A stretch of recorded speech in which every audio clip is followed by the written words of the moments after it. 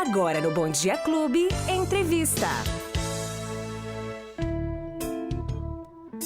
Olá, bom dia! Estamos de volta e hoje, comemorando o Dia do Idoso, dia 1º de outubro, nós estamos nos estúdios com a nossa jornalista Mônica Nasser, que vai conduzir uma entrevista incrível falando exatamente sobre idosos, sobre como cuidar bem da sua saúde, como você pode envelhecer também com saúde. Eu não sei mais se pode falar isso, envelhecer, será que pode? Quem vai tratar desse assunto é a nossa jornalista Mônica Nasser.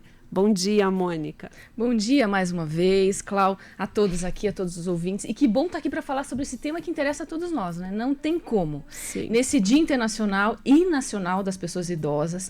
E só para trazer um pouquinho desse contexto, foi a Assembleia Geral das Nações Unidas que designou esse 1º de outubro, em 1990, né? Esse Dia Internacional das Pessoas Idosas. Depois veio a ONU, já em 2022, trazendo a importância do tema da resiliência de pessoas idosas em um mundo em mudança, como que o idoso, né, se adapta a essas mudanças do mundo e como a gente pode acolhê-lo, né? E aí a gente tem essa doutora aqui do nosso lado, super importante, que tem um trabalho super legal nesse contexto, que é a doutora Adriane Brasileiro Mazzocoli, médica da família, com especialização em geriatria e saúde mental, e experiência justamente no atendimento do idoso. Doutora, bom dia mais uma vez, seja muito bem-vinda. Deixa eu já perguntar como é que é essa história, por que a escolha dessa especialização, desse nicho, enfim, dentro da área da medicina, e principalmente a medicina de família? Bom dia, obrigada. A especialização em geriatria eu resolvi fazer depois da medicina de família. A medicina de família, na faculdade, eu já ouvia falar e me encantava com a ideia de fazer quase tudo dentro da medicina.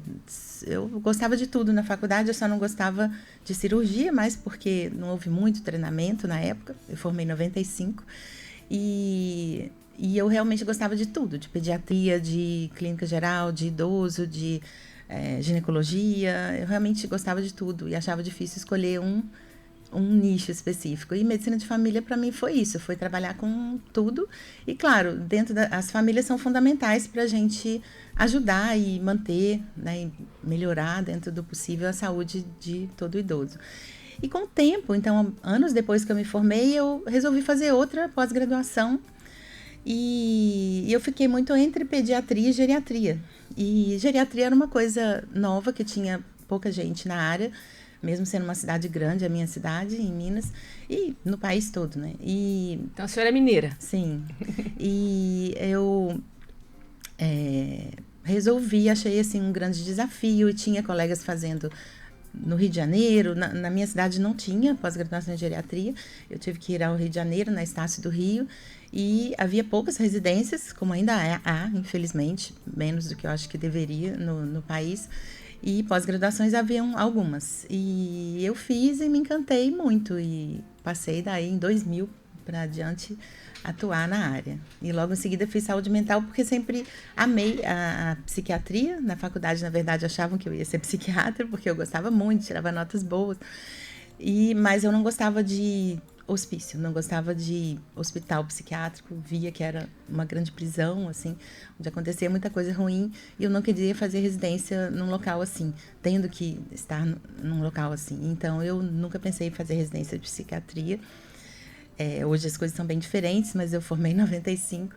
E aí houve essa pós-graduação em saúde mental, no momento que eu e outros colegas que gostávamos muito de saúde mental, que já tínhamos até pensado em fazer psiquiatria, estávamos todos atendendo nas UBSs. Todos os pacientes psiquiátricos começaram a ficar conosco, embora pudesse haver uma outra consulta com psiquiatra, com psicólogo, mas ficaram com generalistas nos postos de saúde. E aí eu achei ótima essa oportunidade de fazer uma pós-graduação que me ajudasse a entender mais de saúde mental do que eu já tinha entendido até ali.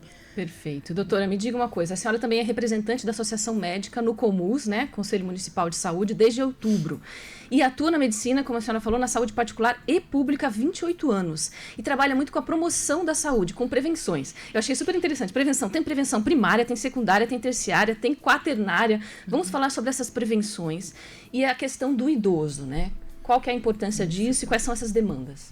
Sim, então, eu pensei muito sobre essa questão de qual dessas prevenções que é a mais importante no idoso, na verdade, todas elas são importantes para todos nós. Mas o idoso, hoje em dia, nos últimos congressos de geriatria, se fala quase sempre muito em desmedicalização e evitar os excessos de medicamento, aquela lista enorme de frente e verso de remédios, que a pessoa se perde naquilo tudo, tem efeitos colaterais, gástricos e outros por causa de muito remédio, fora a automedicação, que também é muito comum. Então, a quaternária, que é a prevenção que perpassa todos os momentos, quer dizer, antes de adoecer, durante o adoecimento, quando já há sequelas e toda a vida, toda a história médica da pessoa, a quaternária é o primum non nocere, né? Que é isso, doutora? Princípio de Hipócrates que diz que, antes de tudo, não devemos piorar a situação, não devemos causar mal, né? Na medicina, não devemos causar mal. Então, evitando o excesso de medicação, excesso de exames desnecessários, excesso de intervenções desnecessárias. Daí, hoje em dia, também tem havido muito crescimento da medicina de cuidados paliativos, né? Que quando a pessoa tem doenças graves que não tem cura, né? Não tem perspectiva de cura, então a gente tem que dar o melhor cuidado possível, mas sem excessos, sem ficar levando a pessoa ou intervindo demais, fazendo cirurgias desnecessárias ou que não vão, às vezes, melhorar nem o conforto, nem a vida, né? Então, daí, dessa surgimento, acredito, há mais de 10 anos, né? Foi proposto pelo Marc Jamulli, um médico de família belga, no mundo, né? Prevenção quaternária, quer dizer, que é prevenção aos excessos, o primum non nocere.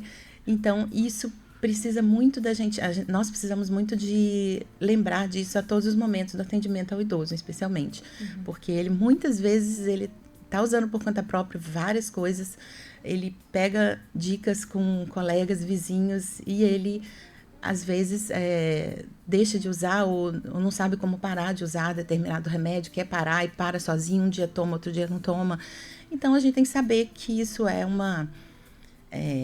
problema palpitante na vida do idoso, que toma, não toma, que horas, e evitar os excessos, né? Excessos de intervenções também. Perfeito, doutora. E medicina de família está diretamente ligado ao atendimento ao idoso, né? Sim. Explica um pouquinho melhor para o ouvinte que não sabe, o médico de família. O que é esse médico de família? Eu sei mais ou menos que ele vai na casa, não é isso? Vai no domicílio, acompanha toda a história, ou estou errada? Sim, exato. Inclusive, eu queria agradecer muito vocês por terem me convidado, ainda mais nesse momento, que é sempre um pouco tenso para nós, momentos de campanha política, onde muitas vezes os políticos usam na campanha o nosso trabalho de médico de família e comunidade, ou médico de família no SUS, no Brasil, como propaganda, assim, o médico de família é aquele que vai nas casas. E aí o paciente chega na UBS, né, no local onde a gente trabalha, e acha que nós vamos na casa deles, em todas as casas, e que é isso que nós fazemos. Nós fazemos isso, muito. Mas né? muito mais. Semana passada eu fiz 4 atendimentos domiciliares no meu horário de visita, que é um horário determinado. Na outra semana, 4 também. Então, nós fazemos muito, são muito intensos, são muito complexos. Tem que ter presença da família, tem que ter a família depois na UBS para pegar a receita, a gente explicar todos os detalhes de tudo. Tem que ter a colaboração da família, nós temos que entender o lado da família também, as doenças e os problemas de saúde, de relacionamento que acontecem ali. Mas a gente faz muito mais do que isso. A maior parte do tempo, o médico de família no SUS, que existe, né, chamava Programa de Saúde da Família, agora chama Estratégia. Desde 94 no país existe, né, 1994, eu comecei em 96. Quase o tempo todo a gente fica na UBS, né, e a gente atende tudo. A gente atende urgência, a gente atende quem está com dor, a gente atende agendada, atende demanda do dia. E qual que é a importância desse profissional, doutora? Qual que é o diferencial que esse médico de família tem? Qual é o olhar dele? Conta pra gente. Pois o grande olhar é o acompanhamento a longo prazo, ter aquele território, aquele número de ruas determinado, aquele local, aquela área geográfica, para aquela equipe de saúde da família, ela tem que conhecer a longo prazo aquelas famílias e conhecer os problemas delas, os problemas mais comuns. O ideal é que a gente procure e possa ter equipamentos, capacidade de resolver 80% dos problemas mais comuns de saúde daquela região, daquela comunidade, daquela cidade, que varia bastante de um local para o outro, de uma cidade para outra, às vezes até de bairro. Aqui em Foz eu já trabalhei em 4 bairros, alguma diferença entre eles. E a gente, conhecendo, a gente vai acompanhando, inclusive assim, pré-natal, de gestante, que depois a gente faz a puericultura do bebê, depois acompanha a criança, ao mesmo tempo acompanha a avó, que também está envelhecendo e não tinha problemas, começa a ter. Quer dizer, o Conhecer a idoso está família. na base disso também, né, Sim. doutora? Quais são as principais demandas hoje, né, e orientações que a senhora tem que trabalhar com relação ao idoso? As dores, as principais dores e as demandas. Ah, sim, falar em dores, né? Dores é muito comum, até muito automedicado. A gente estava conversando sobre isso agora também, não só em idoso, mas muito comum em idoso, problemas ortopédicos, por exemplo, mas demandas mais comuns muitas vezes são hipertensão, diabetes, sequelas desses problemas cardíacos e outros problemas, muito sequelados de AVC, né, e dificuldade de motora, mas é muito comum problemas ortopédicos, tipo artrose de joelho, artrose de coluna, hérnia de disco, muito comum mesmo, é muito nossa demanda do dia a dia e lidar com isso, que são problemas crônicos, né, então principalmente os problemas crônicos, embora existam os agudos também, mas nos idosos primordialmente, os idosos principalmente, primordialmente os crônicos, os problemas crônicos complexos são uma grande demanda, uma grande dor. Né? Certo.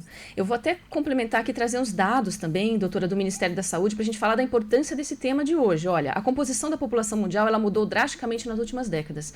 Entre 1950 e 2010, a expectativa de vida em todo o mundo subiu de 46 para 68 anos, ou seja, a demanda é muito grande para essa população que cresce globalmente.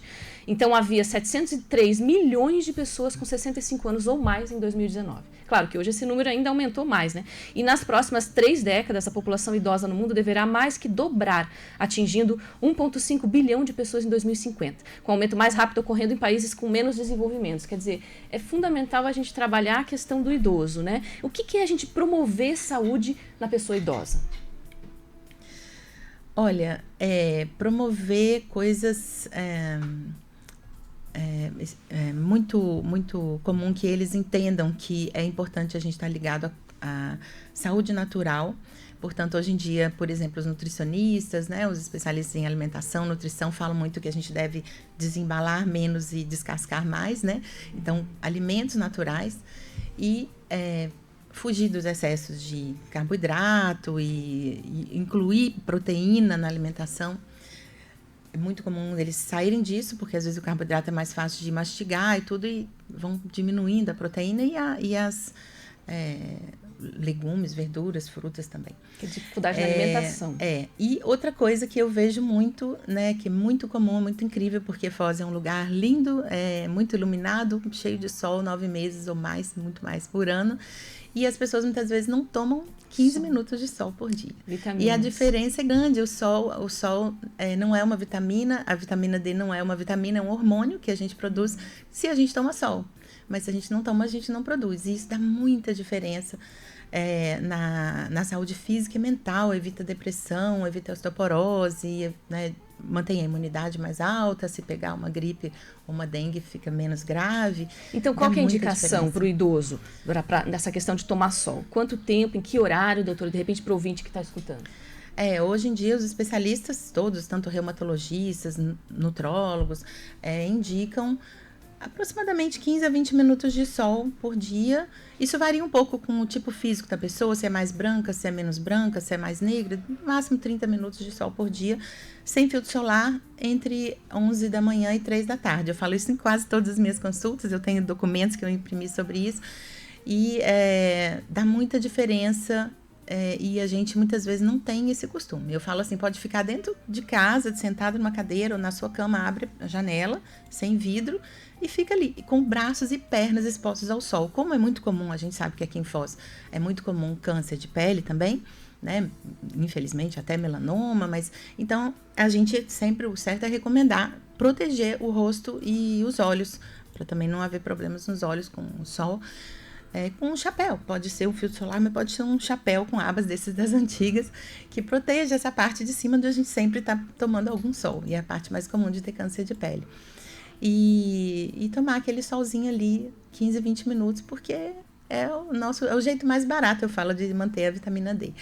E tem muitas outras coisas, né? Alimentação boa, então é muito comum a B12 tá baixa. eu peço com frequência algumas vitaminas, algumas coisas para a gente ver se precisa suplementar alguns exames, e é muito comum a B12 também estar baixa, que é muito importante para o cérebro, para o sono, para a ansiedade. A promoção da saúde mental, então, também não passa só pelo suplemento, né? Convívio, sono bom, né? É importante, é muito difícil hoje, com um monte de telas. É muito comum as pessoas não terem bom sono, mas há muitas opções. É muito comum no idoso, né? Por que comum. acontece isso, doutora? A insônia, ter muito insônia. O que acontece e como a gente lidar com isso daí? Muitas vezes a pessoa...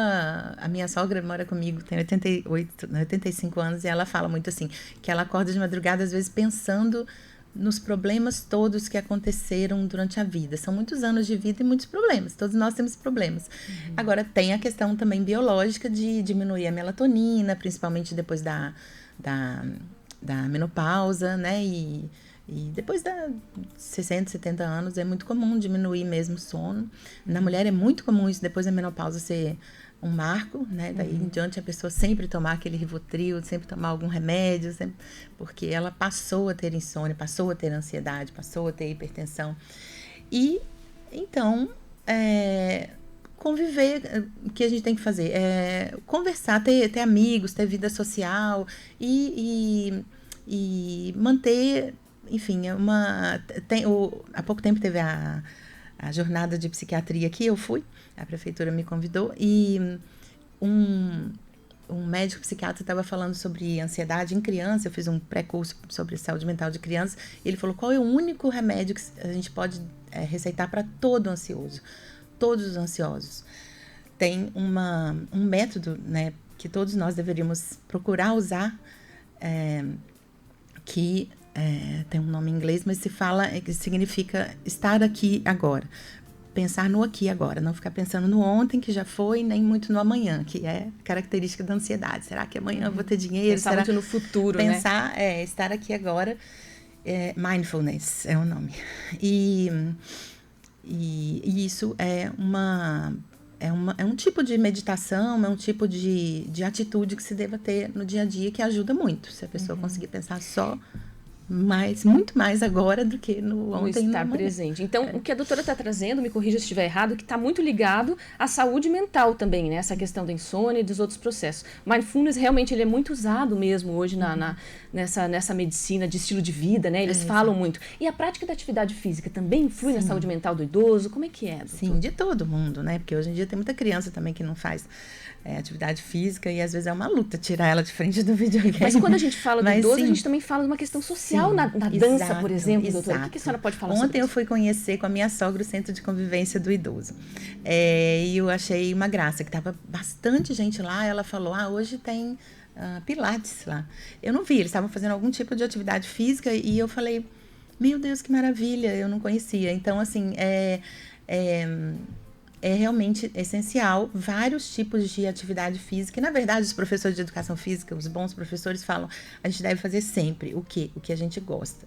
Então, às vezes a gente gosta de natação, depois a gente muda para pilates, depois a gente muda para musculação. É muito comum que seja bom e importante o idoso fazer, recomendável, né? Muitos recomendam algum exercício de peso, porque ajuda a evitar e tratar a osteoporose, ou manter os músculos bons para se cair não quebrar, né? Então, musculação e vários. Mas se você quer fazer 2 dias por semana natação ou hidroginástica, que não tem tanto isso de peso, e outros dias outra coisa, que é caminhar um dia, andar de bicicleta, alguma atividade física dá muita diferença física e mental, especialmente para, inclusive para sono, né, e bem-estar de modo geral, para evitar e ajudar a tratar a ansiedade, depressão, e a produção das endorfinas, né, que são os hormônios do cérebro, os hormônios do bem-estar. Né? Basta ver que é difícil ver um professor de educação física muito mal-humorado. E me diz uma coisa, doutora, eu estava pensando agora, como é que a gente acha um equilíbrio entre a gente, às vezes, né, nossos idosos, que a gente tanto ama, né? A gente quer acolher demais e a gente acaba tirando o protagonismo deles. Não tem isso também? Sim. A gente tira o protagonismo do idoso, não é legal, porque ele precisa se sentir também importante, poderoso e ativo. Sim. Como é que a gente lida com esse equilíbrio no dia a dia, dentro das famílias, enfim? Sim, é como uma boa psicóloga da UBS Maracanã, a Lori falou ontem, a gente tem que cuidar. O idoso tem que entender que ele tem que ser cuidado. Mas ele pode e deve fazer tudo o que ele puder fazer, que ele for capaz. Se ele é capaz de andar um pouquinho na calçada, vá. Se ele quer cozinhar e é capaz, está sendo capaz, não está correndo risco de acidente, ou se quer varrer a casa, ou se quer cuidar de uma planta, pode e deve. Então, quanto menos o idoso ficar parado, olhando para a televisão, ou para qualquer coisa, parado assim ao longo do dia, é melhor para ele. Então, agora, claro, cada família tem que observar tudo que o idoso está capacitado a fazer, né? Então, às vezes o idoso estava lembrando de uma que a filha foi ontem lá, uma idosa que eu fiz visita há pouco tempo, com sequela de um AVC grave. A gente chega, conversa com ela, ela entende, ela fala com dificuldade, mas ela entende o quanto ela não gosta quando a filha me disse, ela levei os netos, enquanto ela não se sente feliz com aquilo, participação familiar, poder olhar os netos e falar alguma coisa para os netos. Aliás, tem isso, né? A questão do idoso. Eu fui criada pela minha avó, de 1 ano aos... enfim, depois que eu formei medicina, que eu saí de casa, mas sempre tive muito convívio com ela, até ela falecer aos 90 anos, e sempre observei muito, assim, a sabedoria do idoso, a riqueza que é a gente estar junto com o idoso. Eu tinha 2 avós, né? Uma morreu com 96 anos, também tive algumas dicas muito boas dela sobre a vida, tipo, não tenha medo de ter o 2º filho, você já sabe muita coisa do primeiro. Não, e até para a questão da gente respeitar cada vez mais. A gente vê muita violência também no Brasil hoje com relação ao idoso. E a gente precisa olhar com respeito para essas pessoas que abriram caminho para nós, que se não fossem elas, a gente não estava aqui viva, né? Então esse respeito é fundamental. E inclusive culturas como oriental, por exemplo, coloca lá em cima, tem muito respeito por essa sabedoria que você está falando. E é uma pena quanto a gente...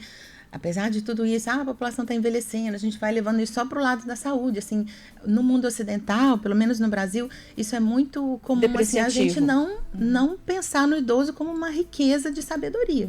No mínimo porque ele já viveu muito, né? Independente da escolaridade, e ele já viveu, ele já passou por muita coisa, e às vezes ele está falando uma coisa ali que a gente acha que não é nada, mas às vezes é uma grande orientação para a vida. E é apenas mais uma fase da vida, né, doutora? Dá para a gente ver assim. E a gente precisa trazer qualidade e que seja saudável. Para terminar, a doutora está quase terminando aqui. O que é envelhecimento ativo e saudável? Se fosse resumir, doutora. Então, ativo passa muito por isso, assim, manter atividades do lar ou de trabalho, né? Tem muitos idosos, eu estou nessa fase, né? A aposentadoria é um grande capítulo da geriatria e gerontologia que eu estudei, e eu vi isso, que a gente tem que começar a pensar na nossa aposentadoria 10 anos antes. Há pouco tempo eu fiz um curso de telemedicina e algumas orientações que o professor deu foi...